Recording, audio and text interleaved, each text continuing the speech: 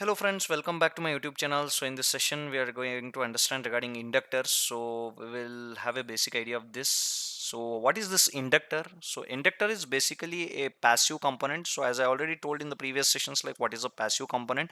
Passive component is nothing but a component which does not require energy source for its operation, and also it will not create energy source.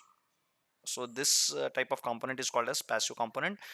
So inductor is a passive electronic component, that is one point. And next it consists of basically conductor wound into a coil. So here, as you can see in this figure, so this is an inductor basically. So this is coil inductor, I can say. So in which see here it is lots of the wire, I mean the wounded across this particular rod wounded inductor, we can say. So this is the particularly what I am pointing it now. It is nothing but the symbol of inductor. So what is this inductor? What is this job? We'll try to understand. So it inductor stores the energy in the form of magnetic field. So this also stores the energy as capacitor, but it stores in the form of magnetic field. So this is a very important point to understand here, in comparison to capacitors. So what is the SI unit of inductor? SI unit of inductor is Henry. Okay.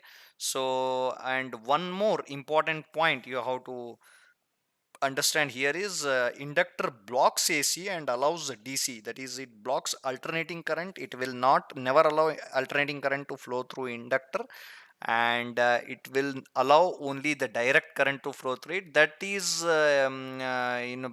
if it blocks AC and allows DC, then we can say it can be used as a choke, we can say. So that is why the choke is mentioned here.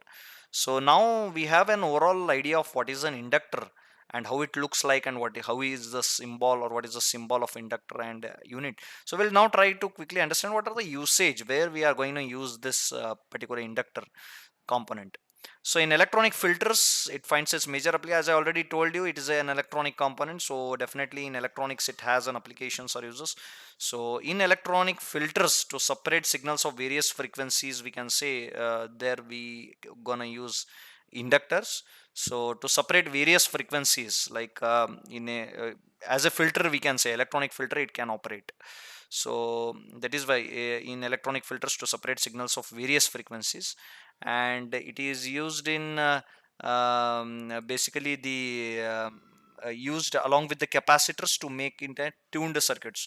So this inductor alone we cannot use, but it is used along with the capacitors to turn it into a tuned circuits, to make tuned circuits. So why these tuned circuits are required? That is, you required in radio and TV receivers. So that is why this particular tuned circuits are required.